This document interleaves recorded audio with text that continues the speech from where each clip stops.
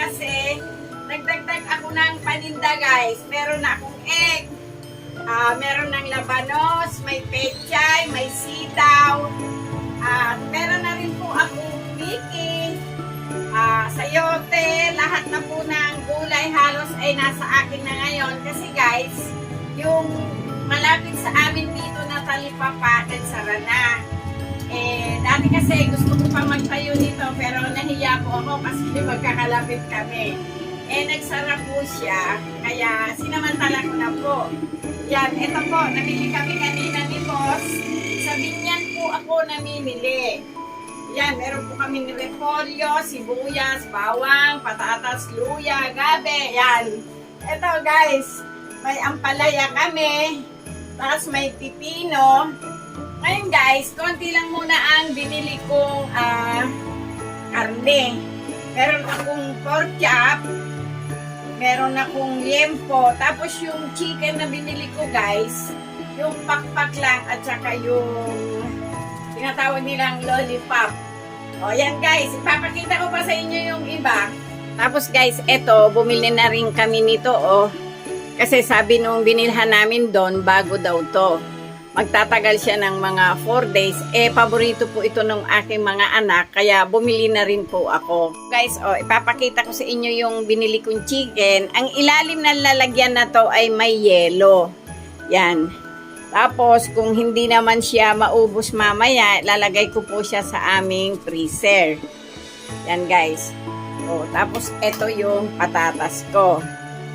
Yan guys, ito yung patatas. Yan yung pipino, kalamansi, bichuelas, ampalaya. Yan. At yun nga pala sa mga gusto rin magtinda, sa Binyan po, mura lang.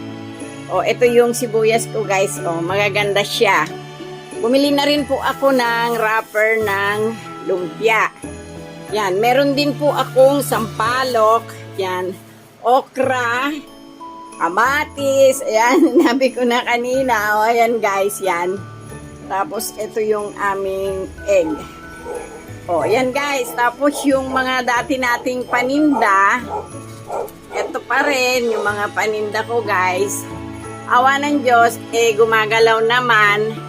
Every other day minsan, bumibili kami ni Boss. Pero minsan naman, once a week. Yan. Ito guys, ito pa rin yung aking cooler. Yan, mabili po ngayon ang mga drinks kasi tag-araw na. Yan si Bunso. Yan pa rin po naman kami. Yan. Ganun pa rin naman.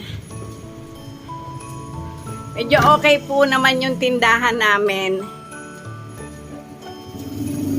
Tapos guys, hindi maiwasan yung ating mga kaibigang bubwit. Yan. Nakakalugi. Tsaka delikado, baka makapagbenta kami ng medyo nakagatan nila, mahirap na. Kaya ang ginawa po namin, yan katulad po nito, nilagay na po namin sa mga lalagyan ganito, yan. Para po sa ganon, hindi na nila makagat yung paninda. Yan guys, may pampaswerte naman ako ngayong taon na. Tapos guys, yung aking mga tindang damit, ayan, ganyan pa rin. Yung mga shorts ko dito.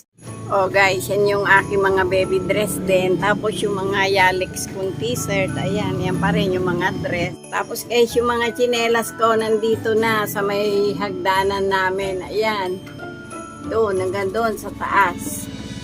Yan, nakita nyo yung vlog ko ngayong araw na to. Huwag nyo kalimutan mag-subscribe.